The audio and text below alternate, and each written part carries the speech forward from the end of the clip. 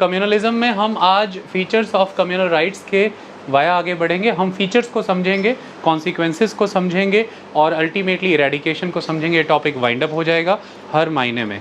Social problems and issues in India में आज हम एक कदम और आगे बढ़ रहे हैं।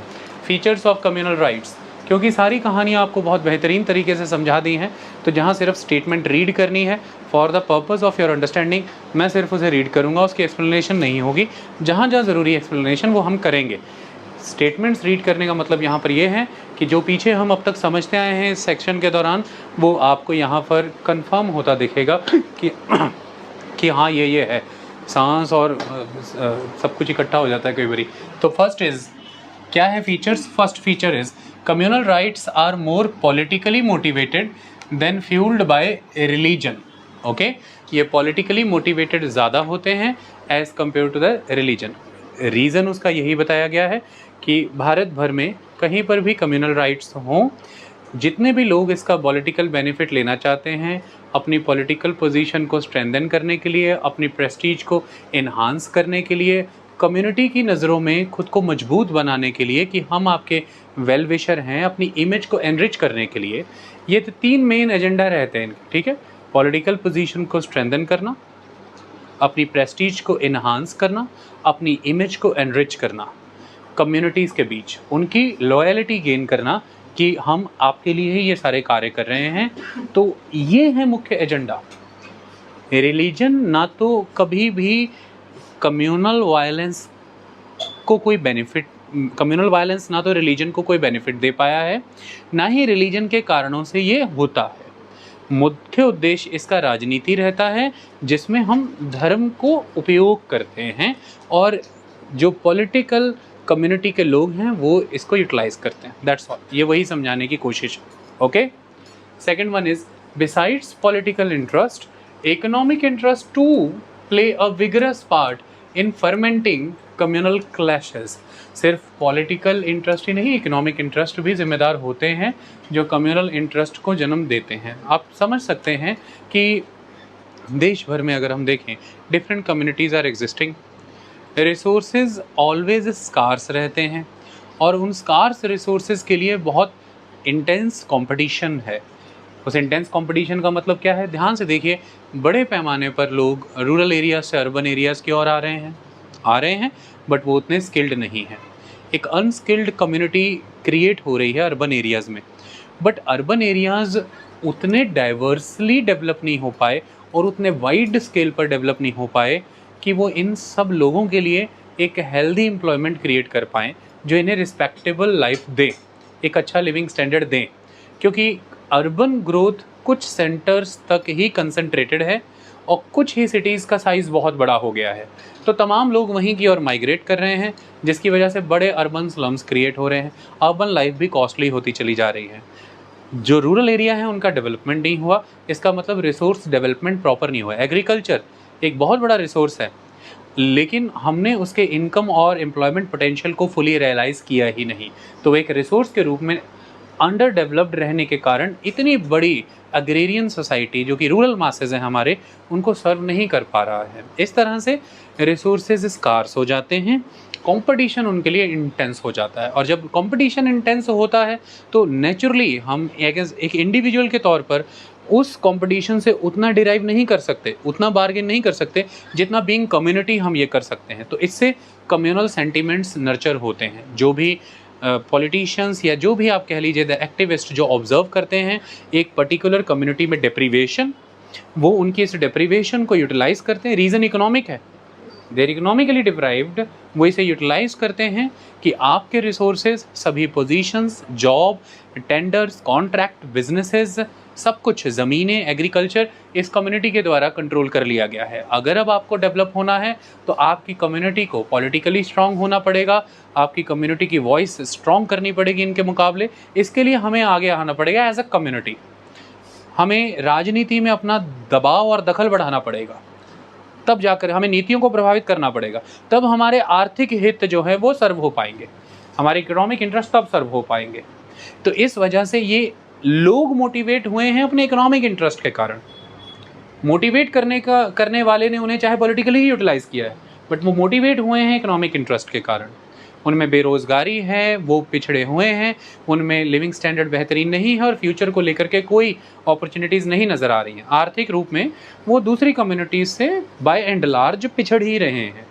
ऐसे में रिसोर्सेज़ की जब कमी हो, अपॉर्चुनिटीज़ किसी मुल्क में ज़्यादा ना हो, इकोनॉमिक डेवलपमेंट का लेवल बेहतरीन ना हो, और अगर डेवलपमेंट का लेवल है उसके फ्रूट्स लोगों में स्प्रेड ना हो रहे हो इक्विटेबल मैनर में, डेवलपमेंट लोपसाइडेड हो, जो डेवलपमेंट है वो इनइक्वल हो, या तो कुछ क्लासेस तक सीमित हो, कुछ कम्युनिटीज़ तक, या कुछ एरियाज़ तक, या कुछ सेक्टर्स ऑफ इकोनॉमी तक, या कुछ ही इंडस्ट्रीज़ तक, हर मैनर में ये कंसंट्रेटेड हो सकती है ना, हर मैनर में ये इनइक्विटेबल हो सकती है ना। सिर्फ गांव और शहर के मुकाबले सिर्फ शहरों तक सीमित है, शहरों में ये बड़े शहरों तक सीमित है, छोटे शहरों के मुकाबले, है ना। सेक्टर्स वाइज ये सर्विस सेक्टर तक बहुत ज़्यादा बड़े पैमाने पर सीमित है, उसका जीडीपी में कंट्रीब्यूशन बहुत ज़्यादा है। तो कुल मिलाकर के कंसंट्रेशन किसी भी मैनर में हो सकती है।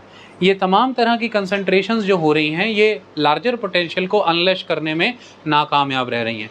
इसलिए लोगों का स्किल डेवलपमेंट करना ज़रूरी है, इसलिए रूरल डेवलपमेंट करना ज़रूरी है, इसलिए अर्बन एमिनिटीज़ वहाँ पहुँचानी ज़रूरी हैं, इसलिए माइग्रेशन की वेव्स को रोकना ज़रूरी है, इसलिए एग्रीकल्चर पे फोकस करना ज़रूरी है, रिसोर्सेज का better utilisation, clean energy, green concepts लाने ज़रूरी हैं, वेस्टेजेस को टैप करना ज़रूरी है, हमें पर्यावरण का रक्षण करना बहुत ज़रूरी है, क्योंकि तमाम कम्युनिटीज़ उन्हीं पर्यावरण पर, उन्हीं वनों पर, उन्हीं जल संसाधनों पर निर्भर है।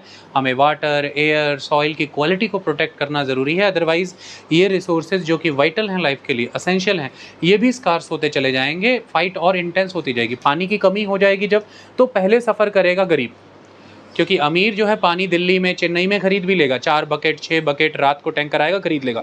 गरीब क्या करेगा? गरीब ही को सबसे ज़्यादा ज़रूरत है दिहाड़ी पे जाने की, तो अगले दिन वो दिहाड़ी पे जाए या 10 किलोमीटर 15 किलोमीटर जा करके पानी का बंदोबस्त करे, या फिर 4 घंटे लाइन में लग करके पानी का बंदोबस्त करे। इससे सबसे ज़्यादा मार उसी पर आएगी। अमीर अपने नौकर को भी खड़ा कर देगा या किसी घर के मेंबर को खड़ा कर देगा कि तुम पानी भर लेना, टैंकर आएगा। मिडिल क्लास भी ये कर सकता है, पर गरीब क्या करे? गरीब की रोज़ की दिहाड़ी अगर लगी तो नहीं, वरना वो बिलो पॉवर्टी लाइन दोबारा स्लिप हो सकता है। तो इस तरह से रिसोर्सेज की कमी होना, रिसोर्सेज का डिप्लीट होना, मतलब रिसोर्सेज पहले ही कम होना, फिर उनका डिप्लीट होते चले जाना, उनका पॉल्यूट होते चले जाना, रिसोर्सेज प्रॉपर डेवलप ना कर पाना, वाइडर सेंस में सेक्टोरल डेवलपमेंट ना होना, और डेवलपमेंट जो है वो वाइड स्प्रेड ना होना, यानी कि डिस्ट्रीब्यूट ना होना उसके बेनिफिट्स, वेल्थ कंसंट्रेट होना, ये तमाम चीज़ें हैं जो इकोनॉमिक डिप्रीवेशन का कारण बनती हैं। और अल्टीमेटली आप उसे बीइंग कम्युनिटी, अगर आपको कोई कम्युनिटी वाइज थोक के भाव में मास स्केल पे डिप्राइव दिख रहा है तो आप फिर उसे कैपिटलाइज कर लेते हैं, वो इंटरेस्ट पॉलिटिकल भी हो सकता है आपका। तो इस तरह से इकोनॉमिक इंटरेस्ट भी एक कारण बनते हैं कम्युनल वायलेंस के, ये बात याद रखिएगा। आपके सामने उदाहरण है मणिपुर का, आपके सामने उदाहरण है, वहाँ पर फाइट किस बात की चल रही है? हिली ट्राइब्स और प्लेन एरियाज़ के बीच, प्लेन एरिया के लोगों के बीच में मेन नौकरियों को लेकर के बात है, रिसोर्सेज को कंट्रोल करने की बात है, जंगलों को कंट्रोल करने की बात है, माइनिंग्स और खेतीबाड़ी की ज़मीनें हैं उनको लेकर के लड़ाई झगड़े हैं, तमाम इन्हीं बातों के झगड़े हैं। लेकिन यूटिलाइज़ कैसे हो सकता है? वो कम्युनल क्लैशेस में कन्वर्ट हो जाएगा। अंडरलाइंग रीजंस फाइंड आउट किए तो वो ये सारे इकोनॉमिक थे, सोशल थे, लेकिन यूटिलाइज हुए हैं पॉलिटिकली, आप देख सकते हैं।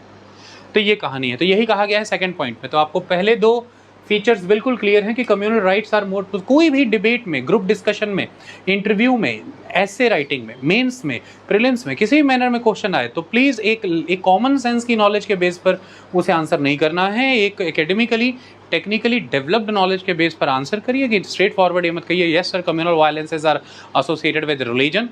रिलीजन मीन्स बनाया जाता है, रिलीजन प्रोक्लेम किया जाता है कि ये उसके कारण है, but ultimate underlying reasons are something different, और ये हमें उसके फीचर्स में दिख रहा है। Okay, so communal riots are more politically motivated than fuelled by religion. Besides political interest, economic interest to play a vigorous part in fermenting communal clashes. Third one, the C, third feature is communal riots seem to be more common in north India than in south and east India. देखिए ये statement है book में, और book में statement है तो वो कई ट्रेंड्स से जन्म ली है, ये कोई जनरलाइज्ड स्टेटमेंट नहीं है, इस बात का ख्याल रखिएगा। ओके, हम एक रीज़न फाइंड आउट करने की कोशिश करते हैं कि नॉर्थ इंडिया में इतने कॉमन क्यों है as compare to south and east India. देखिए नॉर्थ इंडिया पहले ही एक बड़ा हब है पॉपुलेशन का, we need to understand this, it's a big hub of population. अगर उत्तर प्रदेश की ही बात करें तो कितनी बड़े पैमाने पर मुस्लिम कम्युनिटी वहाँ पर रहती है, क्योंकि उत्तर प्रदेश की अकेले की जनसंख्या 24-25 करोड़ के अराउंड चली जाती है। The first thing. सेकंड अगर आप देखें तो जम्मू कश्मीर कम्प्लीटली एक माइनॉरिटी ग्रुप के द्वारा डोमिनेटिंग स्टेट है जो वहाँ पर मेजॉरिटी है, और हमने लंबे वर्षों में वहाँ क्लैशेस देखे हैं, चाहे वो एक्सोडस की बात कहें हम, है बाहर नहीं है नहीं ना, चलो, चाहे वो 1991 का एक्सोडस रहा कश्मीरी पंडितों का, चाहे उसके पहले 1948 के दौरान एक एक्सोडस रहा जम्मू क्षेत्र से कश्मीरियों मुस्लिम्स का। मुद्दे की कहानी ये है कि नॉर्दर्न रीजन जो है वो एक बड़ी जनसंख्या को रिप्रेजेंट करता है। उस बड़ी जनसंख्या में माइनॉरिटीज़ खुद में अच्छी खासी मेजॉरिटीज़ के रूप में हैं। पंजाब का क्षेत्र देख लीजिए, माइनॉरिटी एक मेजॉरिटी में है जैसे कि सिख, और जम्मू कश्मीर मैंने आपको बताया माइनॉरिटी ही एक मेजॉरिटी में है जैसे कि मुस्लिम्स। उत्तर प्रदेश में आप देख लीजिए, देश भर में सबसे ज़्यादा मुस्लिम वहाँ पर रह रहे हैं क्योंकि जनसंख्या ही उस राज्य की 24 करोड़ के आसपास, 24-25 करोड़ के आसपास उसकी जनसंख्या पहुँच रही है। ये एक चीज़। दूसरी चीज़, जब हम इस नॉर्दर्न इंडिया को देखते हैं तो आप एक चीज़ ऑब्जर्व करेंगे, एग्रीकल्चर डोमिनेट कर रहा है। Agriculture is dominating into that. Societies Punjab, Haryana, child sex ratio इतना कम क्यों है? Society is agrarian, society is agrarian, that's why society is patriarchal. यही कारण है कि चाइल्ड सेक्स रेशियो इतना सफ़र कर रहा है। बट साउथ में ऐसा नहीं है, वहाँ पर इंडिकेटर्स आर टोटली डिफरेंट। तो कुल मिलाकर के उत्तर भारत की अगर हम बात करें तो औद्योगिकरण के रूप में उतना औद्योगिकरण हुआ नहीं है। इंडस्ट्रियलाइजेशन, अगर लार्ज स्केल इंडस्ट्रीज़ की आप मुझसे बात पूछें, it is in east India and south India. The large scale industry, Chhattisgarh जाइए, जितने भिलाई का प्लांट देखिए, उड़ीसा चले जाइए, रौड़ किला देख लीजिए, झारखंड चले जाइए, आप वेस्ट बंगाल चले जाइए, दुर्गापुर स्टील प्लांट है, बनपुर का Indian iron steel company limited का प्लांट है। तमाम जितनी लार्ज इंडस्ट्री, पंजाब में कौन सी लार्ज इंडस्ट्री है? हरियाणा में कौन सी लार्ज इंडस्ट्री है बताइए? आप जाइए ईस्ट में देखिए, उत्तर प्रदेश में कौन सी लार्ज इंडस्ट्री आ रही है? एक समय बीत जाने के बाद वहाँ पर टेलीविज़न एंड फिल्म इंडस्ट्री, चलिए मैं मानता हूँ नोएडा में एग्जिस्ट कर रही है। धीरे धीरे हमने देखा कि हरियाणा गुड़गांव में आईटी सेक्टर नरिश होने लगा है। मोटर कंपनीज़ वहाँ पर फर्म्स हैं, एग्जिस्ट कर रही हैं, मोटर व्हीकल प्रोडक्शंस होती। लेकिन by and large east India, south India, क्योंकि मिनरल डिपॉजिट बेल्ट्स होने के कारण बड़े large businesses, large industrial sectors वहाँ पर एग्जिस्ट करते हैं। ये एक बड़ी चीज़, जिसकी वजह से क्रॉस कम्युनिटी, क्रॉस रिलीजन लोग उन सब जगहों पर काम कर रहे हैं। Second, south India is famous for the high human development indicators. तो एजुकेशन के मामले में, सैनिटेशन के मामले में, न्यूट्रिशन के मामले में, डेवलपमेंट के मामले में, इन क्षेत्रों में खासतौर डेवलपमेंट के मामले में, वुमेन एम्पावरमेंट के मामले में वहाँ पर ज़्यादा जागृति है, ज़्यादा चेतना है। चाइल्ड सेक्स रेशियो और नॉर्मल एडल्ट सेक्स रेशियो की बात करें तो दक्षिण के राज्यों का बहुत बेहतरीन कंट्रीब्यूशन है इंडिया की इकोनॉमी में और अपने आप में भी इंडियन सोसाइटी के डेवलपमेंट में। तो कुल मिलाकर के महिलाओं के लिए वहाँ पर रोज़गार के अवसर हैं, महिलाओं की शिक्षा के प्रबंध अच्छे हैं। जब हम इन्हीं को बदल देते हैं तो household, family as a social unit बहुत बदलाव तब्दील हो जाता है। फिर लंबे समय से वहाँ पर कम्युनिटीज़ एग्जिस्ट कर रही हैं, जैसे क्रिश्चियन कम्युनिटी बहुत पुराने समय से, फर्स्ट एडी के टाइम से वहाँ पर एग्जिस्ट कर रही हैं। एक लंबा समय उन्हें मिला इंटरमिंगल होने के लिए वहाँ की एग्जिस्टिंग सोसाइटीज़ के साथ। ये एक अनदर इम्पॉर्टेंट फैक्टर है। फिर अगर हम इस्लाम की बात करते हैं, मुस्लिम कम्युनिटी की बात करते हैं, उत्तर भारत मेन क्षेत्र रहा जहाँ से एंट्री हुई, लेकिन धीरे धीरे जब वो नीचे जाते रहे, फॉर्म्स मॉडरेट होती चली गई, तब्दीलियाँ आती रहीं बहुत बड़े पैमाने पर। दक्कनी स्टाइल ऑफ जो मुस्लिम कम्युनिटी है, Deccani style of languages of Urdu, Deccani style of lifestyle, it is way more different than the north Indian style. काफ़ी बदलाव दिखते हैं उसमें, काफ़ी मॉडरेट एलिमेंट्स आपको देखने को मिलेंगे। फिर आईटी सेक्टर की डेवलपमेंट के कारण एक so called youth oriented employment है वहाँ पर। बेंगलुरु इसका हब है जहाँ पर जो एटीट्यूड है बहुत ही कॉस्मोपॉलिटन है। तो there are many centres in south India जहाँ पर बहुत ही कॉस्मोपॉलिटन सा एटीट्यूड है डिफरेंट कम्युनिटीज़ का। मेजॉरिटी ऑफ द कंपनीज, आप विप्रो ले लीजिए, इन्फोसिस ले लीजिए, तमाम TCS ले लीजिए, तमाम company they are in the south India. And youth वहाँ पर जाकर के भारत के अलग अलग राज्यों से अपना काम कर रहा है। यूथ मॉडर्न वैल्यूज़ को रिप्रेजेंट करता है, एक कॉस्मोपॉलिटन एटीट्यूड को रिप्रेजेंट करता है, एक न्यूट्रल एटमॉस्फेयर रहता है इन कंपनीज़ का, द कॉरपोरेट सेक्टर, जिसकी वजह से ये चीज़ें बहुत बड़े लेवल पर नर्चर नहीं होती। मैं नहीं कहता कि साउथ में कम्युनल वायलेंस के एपिसोड्स नहीं हैं। 2012 में बेंगलुरु से नॉर्थ ईस्टर्न स्टेट्स के जितने भी लोग हैं उनका पलायन एक बड़ा उदाहरण है। वहाँ पर ऐसी चीज़ें हैं, मैं मना नहीं करता, but they are not more common in the southern India as compare to the northern India. North India में ये बहुत बड़े पैमाने पर कॉमन है। फिर नॉर्थ इंडिया ही भारतीय राजनीति में एक बड़ी भूमिका निभाता है संसद की सीटें भरने में। लोकसभा में 80 सीटें तो अकेले उत्तर प्रदेश से आ रही हैं। मध्य प्रदेश ले लीजिए, बिहार की सीटें देखिए, राजस्थान गिन लीजिए, कितनी बार इनको ही ले लूँ मैं तो भर गया अपना क्या कहते हैं उसको, संसद, लोकसभा हो बन गई सरकार। तो they are contributing a lot into the government formation.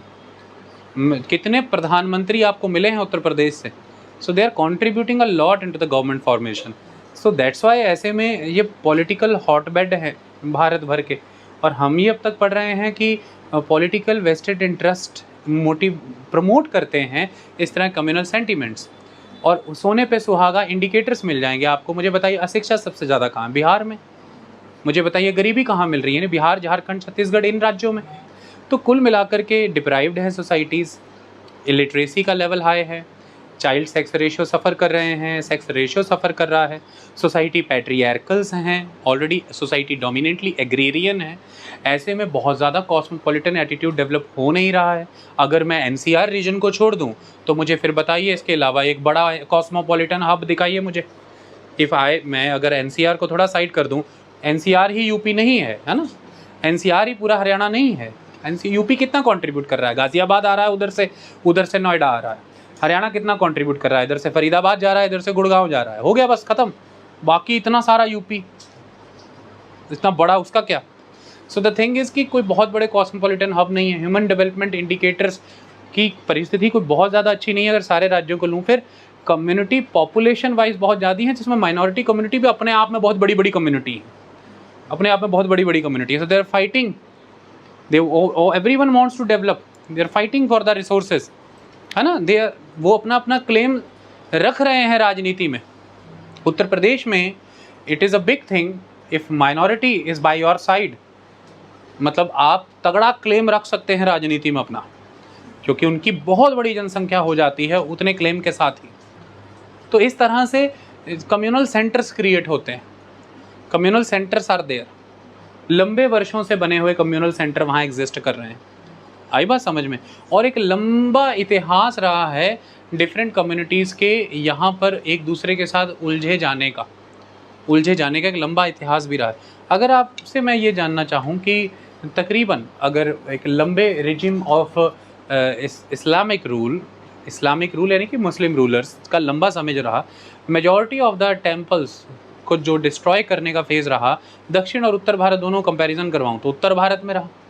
उसका एक बड़ा रीज़न बनता है औरंगज़ेब के समय में जा कर के कहीं जो डेक्कन की किंगडम्स हैं उन पे फाइनल कंट्रोल अचीव किया गया। औरंगज़ेब का युद्ध उनसे चलता रहा और फाइनली औरंगज़ेब ख़त्म ही उन युद्धों में हुआ है। इसलिए औरंगज़ेब के सडन डिमाइस के बाद एकदम से मुग़ल एम्पायर गिर गया। तो दक्षिण के वो जो एम्पायर रहे हैं, द डेक्कनी सोसाइटी, फिर उसके बाद नीचे के और राज्य, डेक्कनी सोसाइटी के भी नीचे के राज्य अगर चले जाएँ तो वो समवट नॉर्दर्न पॉलिटिक्स से आइसोलेटेड रहे हैं अपने मैनर में।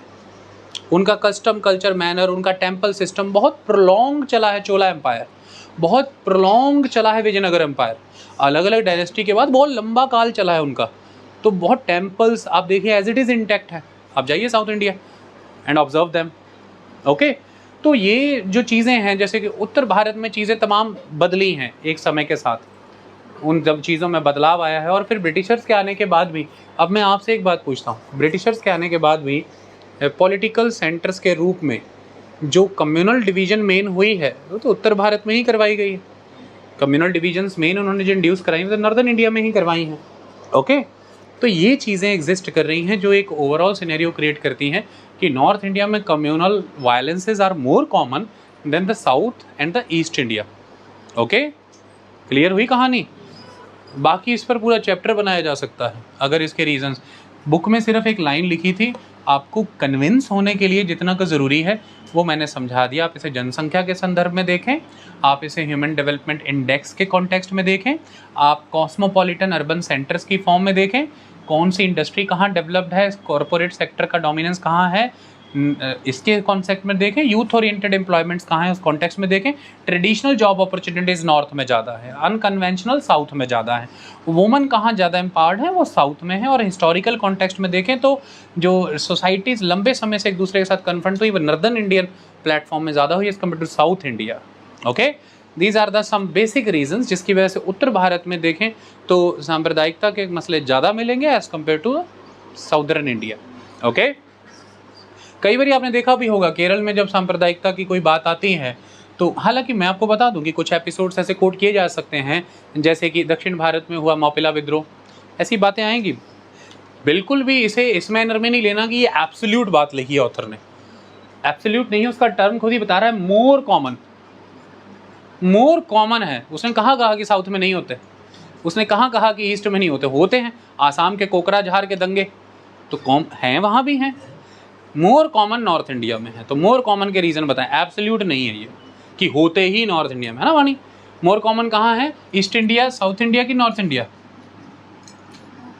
North India. और किन कारणों से है, फटाफट 4 रीज़न, मोटे मोटे 4 कारण।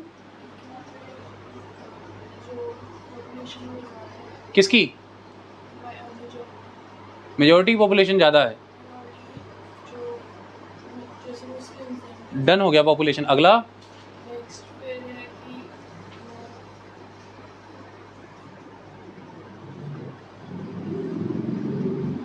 ठीक है, ये समझ में आ गया। तो third one is the probability of recurrence. देखिए तो इसका फीचर होता है कम्युनल राइट्स का, कम्युनलिज्म का, कि जिन शहरों में, जिन इलाकों में पहले हुए हैं वहाँ पर रेकरेंस की प्रोबेबिलिटी बहुत ज़्यादा बढ़ जाती है एज़ कम्पेयर टू वो टाउन्स और वो शहर जहाँ पर ये पहले उतने नहीं हुए हैं। जो फ्रेशर एरियाज है वहाँ पर नहीं। कारण ये है कि जहाँ पर पहले होते रहे हैं वहाँ पर पोलैरिटीज़ बनी हुई हैं। पोलैरिटीज़ आप सबने पता ही है बनी हुई हैं, और पोलैरिटी के बाद क्या आ जाता था, क्या आता था? नहीं, पोलैरिटी के बाद एक चीज़ आती है, फिर क्लस्टर आता है, क्लीवेज। तो पोलैरिटीज़ पहले बनी हुई हैं, फिर क्लीवेजेस आर डीप, तो इस तरह से क्लस्टर्स बने हुए हैं। तो दोज रीजन्स आर सेंसिटिव। तो इसलिए जहाँ पर होते रहे हैं, जिनका इतिहास है, तो वहाँ पर फिर रेकरेंस की प्रोबेबिलिटीज़ बढ़ जाती है। ये भी एक फीचर है, तो वहाँ पर ज़्यादा चौकन्ना रहना है। अगला है E, occasion of religious festivals are sensitive. ये मुद्दे ज़्यादा तब बढ़ते हैं जब रिलीजियस फेस्टिवल्स होते हैं, तो रिलीजियस फेस्टिवल्स के मौके सेंसिटिव होते हैं। ये एक फीचर है कम्युनलिज्म का। Use of deadly weapons in the rights is on the ascendancy. ये एक चीज़ नोटिस की गई है कि अनकन्वेंशनल सी चीज़ है। कम्युनल वायलेंस में डेडली वेपन्स का यूज़ कहाँ हुआ करता था? ये तो इंसर्जेंसीज में होता था, ये तो टेररिज्म में होता था। बट अब हम ये देख रहे हैं पिछले कुछ समय से कि इनमें भी वेपन्स यूज़ हो रहे हैं। पिस्टल, कट्टे, बहुत कंट्री साइड में मतलब लोकल बनने वाले लगातार इस्तेमाल हो रहे हैं, और ये चीज़ें पहले नहीं हुआ करती थी। तो वो लिखा है कि the use of deadly weapons in the rights is on the ascendancy. ये बढ़ रहे हैं, इनकी तादाद बढ़ रही है।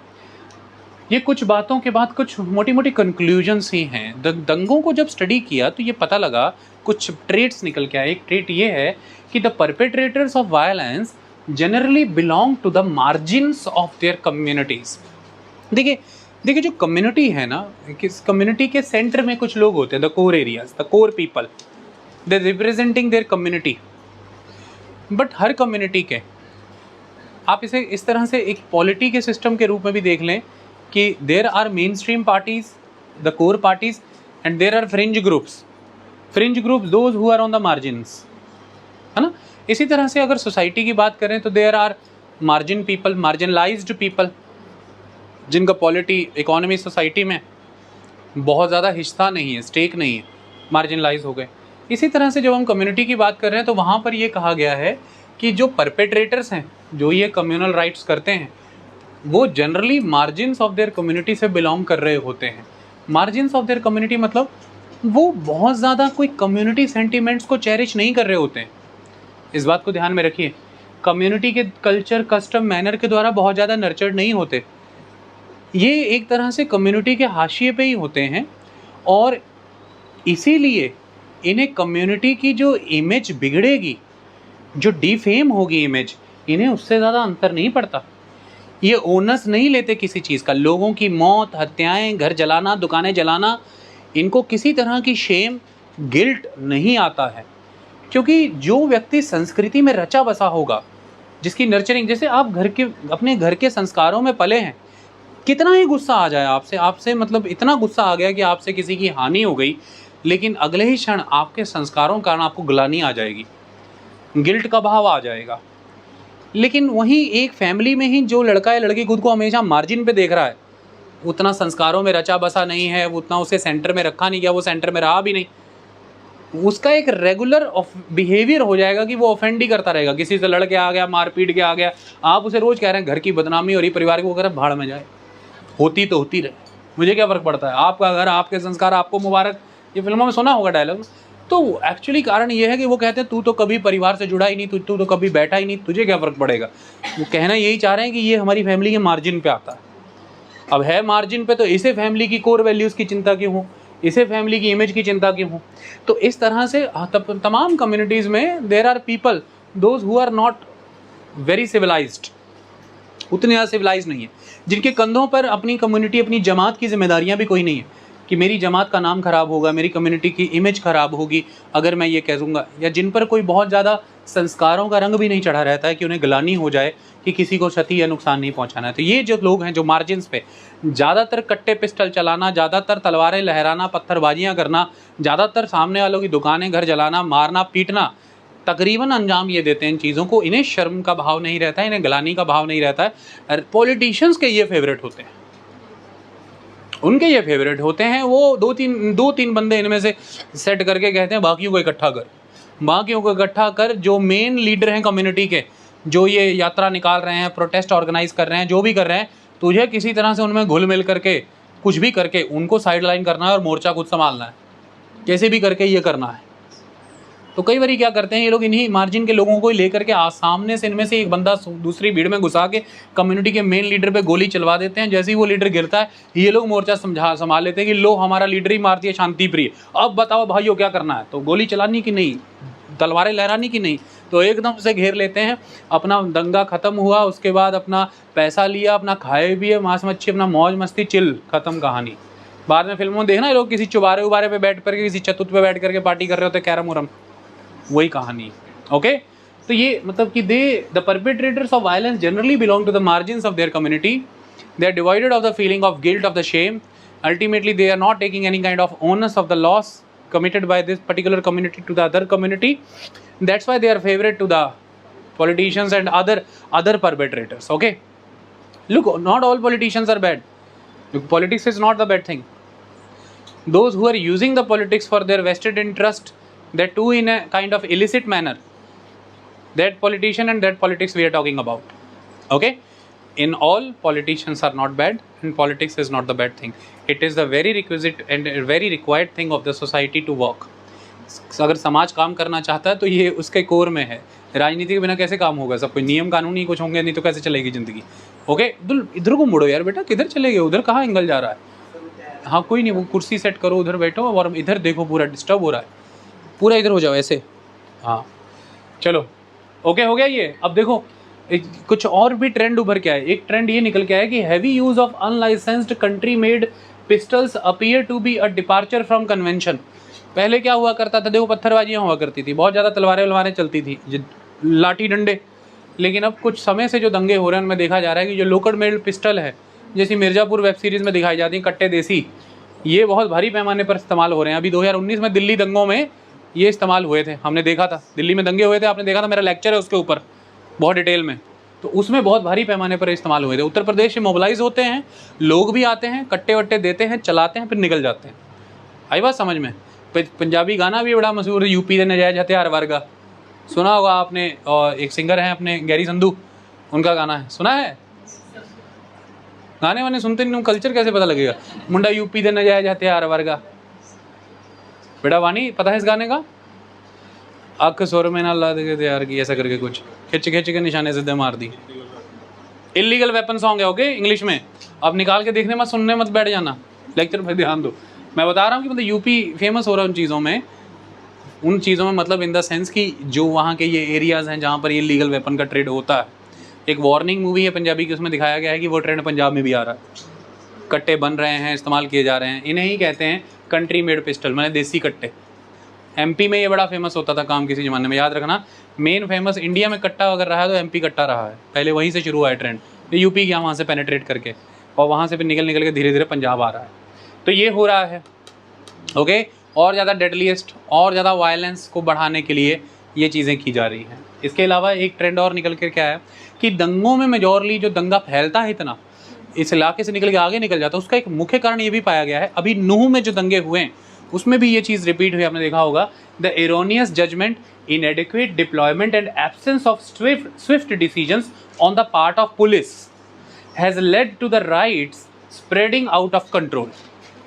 तो ये पाया गया है कि भाई पुलिस के द्वारा जजमेंट्स हैं वो एरोनियस रही, एरर्स रहे उनमें बहुत सारे, सही जजमेंट नहीं की गई, प्रिसाइज जजमेंट नहीं की गई, फिर उसी हिसाब से डिप्लॉयमेंट भी इनएडिक्वेट रहा, जितना डिप्लॉयमेंट हो जाना चाहिए था सेंसिटिविटी को देखते हुए उतना नहीं था, और फिर अल्टीमेटली स्विफ्ट डिसीजन मेकिंग की एब्सेंस रही, है ना, ढील ढाल बरती गई। तो बाद में कई लोगों के बयान सुने ना कि जजमेंट क्या किए थे पुलिस अधीक्षक ने, कैसा प्रबंध क्या किया था, बंदोबस्त क्या करके रखा था, डिप्लॉयमेंट कहीं कोई नज़र नहीं आ रहा था, पहले से सेंसिटिव इलाका था, और बाद में निर्णय लेने में 2-2 दिन लग गए इनको, स्विफ्ट डिसीजन होना चाहिए था। तो ये मुख्यतः 3 चीज़ों की पुलिस के एंड पर कमी ऐसी देखी जा रही है पीछे हाल ही में हुए कई दंगों के दौरान, कि ये भी एक ट्रेंड निकल के आ रहा है। कौन हाथ पकड़ रहा है, कौन हाथ पकड़ रहा है, कौन फैसले लेने से रोक रहा है, शायद ये भी जानना जरूरी है। शायद कहीं ना कहीं वही पॉलिटिकल इंटरेस्ट पीछे काम कर रहे हों, वरना पुलिस महकमे के हाथों कमान अगर दे दी जाए तो जजमेंट्स एरोनियस कैसे हो रही हों, ऐसा तो नहीं हो सकता। एक कारण ये भी है कि शायद इंटेलिजेंस और पुलिस की कनेक्टिविटी में कमजोरियां हैं, शायद inter departmental information exchanges proper नहीं हो पा रही हैं, शायद पुलिसिंग में ही अपने आप में एक रिफॉर्म की नीड है कि नहीं हरप्रीत, होने चाहिए पुलिस रिफॉर्म की नहीं है? शुक्र है ना नहीं कह दिया आपने कि जिद्दा है बढ़िया लगती मैनू पुलिसिंग में रिफॉर्म्स की नीड है अपने आप में ही, बहुत सारी चीज़ें हैं, अभी बात करेंगे उसके ऊपर। मतलब ले दे करके ये 3 मुख्य चीज़ें बन रही हैं जो एक जो राइट्स हैं उन्हें फैलने का कारण, राइट्स तो हुए उसको तो रोक नहीं पा रहे हम, फैले हैं इस पर तो विचार हो सकता है, इतने खुले कैसे हो गए, खुलेआम जैसे कि वो कोई ट्रेंड है, होना ही है, ऐसा नहीं होना चाहिए। ओके, एक ट्रेंड निकल के आता है ये कि majority of the victims had nothing to do with communal hatred. अब ये सारे दंगों में बेअंत लोगों का नुकसान होता है, जान का, माल का, और ऑलवेज ये चीज़ निकल करके आई है कि जो तमाम पीड़ित लोग हैं, द विक्टिम, उनका नफरत से, मतलब उस कम्युनल वायलेंस के सेंटर में नफरत ही होती है, उनका उस नफरत से कोई लेना देना नहीं होता है, वो बस लपेटे में आ जाते हैं। क्यों? क्योंकि टैग लगा हुआ है कि उस कम्युनिटी के। अगर बाद में उनके जलते हुए घरों के आगे उन्हें रोते हुए बैठ करके आप उनका इंटरव्यू लेते हों तो वो यही कहेंगे हमें क्या लेना था इस चीज़ से, सारी बस्ती जल गई, हम भी बर्बाद हो गए, बच्चों को घसीट के ले गए, बुला के ले गए, सब बर्बाद हो गए, इनके पिता ही ख़त्म हो गए। ये वो मतलब द थिंग इज़ कि मासेस में हेट्रेड नहीं है, ये वही वाला पॉइंट फिर से इस्टेब्लिश हो रहा है कि कम्युनिटी एक दूसरे खून की प्यासी नहीं है, समझो इस बात को। There are differences in the culture, culture में भिन्नताएँ हैं, कस्टम कल्चर मैनर अलग अलग हैं, ये नफरत का कारण नहीं होता। कई तरह की डेप्रीवेशंस भी हैं, बेरोजगारी है, पिछड़ापन है, शिक्षा है, मैं मानता हूँ, पर यह भी ऐसा नहीं होता कि खून पी लो अगले का, मार ही दो दूसरी कम्युनिटी को, ऐसा नहीं होता। मुद्दा ये है कि कोई तो होता है जो कैटलिस्ट का काम करता है, कोई तो होता है जो कम्युनिटी के मुखौटे को इस्तेमाल करता है अपने निजी स्वार्थ को साधने के लिए, और जो आग फिर लगती है उसमें आहुति कम्युनिटी के इन मेंबर्स की जाती है जिनका नफरत से कोई लेना देना भी नहीं था। क्योंकि कितने ही दंगे हुए हैं, आपको मैं एक टास्क देता हूँ, नेट पे जाकर के सर्च करना, कितने के परिवारों की आर्थिक स्थिति सुधरी उसके बाद, कितने के परिवारों की राजनीतिक स्थिति सुधरी उसके बाद, और कितने के परिवारों, कितने बच्चे अनाथ हुए, कितने लोगों की संपत्ति जली, कितने लोग समय में 10-20 साल और पीछे चले गए। आंकड़ा इसके फेवर में मिलेगा, ना कि आर्थिक और राजनीतिक विकास के फेवर में। तो फिर दंगों से उन्हें मिला क्या? तो उनको तो नुकसान ही होता है, वो तो और मार्जिनलाइज होते हैं, वो तो बैठ के सोच रहे होते हैं हो गया क्या, ये क्या चल गया, यहाँ पे लहर कौन सी आई थी। वो लहर बस मेजॉरली आज की डेट में आउटसाइडर्स को यूज़ किया जा रहा है, आउटसाइडर्स को यूज़ किया जा रहा है, उन्हें कई तरह के प्रलोभन दे करके। जो मार्जिन्स पे लोग हैं उन्हें इस्तेमाल किया जा रहा है, कई तरह के लालच दे करके, जो अपने शॉर्ट टर्म बेनिफिट के लिए लंबे वक्त तक कम्युनिटी को सफ़र करने के लिए छोड़ जाते हैं, ऐसे दंगों की आहुति चढ़ा करके। मुद्दे कहानी ये है कि मेजॉरिटी ऑफ लोगों में नफरत नहीं है, हमारा देश है, भारत है ये। इसलिए तो यहाँ पर ये ग्राउंड मैंने रखती है, ये बात मेरी मायने रखती है कि उन लोगों को शिक्षा दो, उन लोगों को रोज़गार दो, उन लोगों को सम्मान दो, जीने का अधिकार दो, तो वही लोग बिल्कुल खुशी खुशी मज़े ले रहे हैं। अगर डीपली नफरत ही पेनिट्रेटेड हो फिर तो मेरी ये कॉन्सेप्ट ही बोगस हो गए कि पढ़ा के क्या करना, इनके तो कलेजे में नफरत है। बात को समझो, नफरत नहीं है कम्युनिटी के दिल में, लार्जर मासेस के दिल में ऐसा कुछ भी नहीं है। वो लोग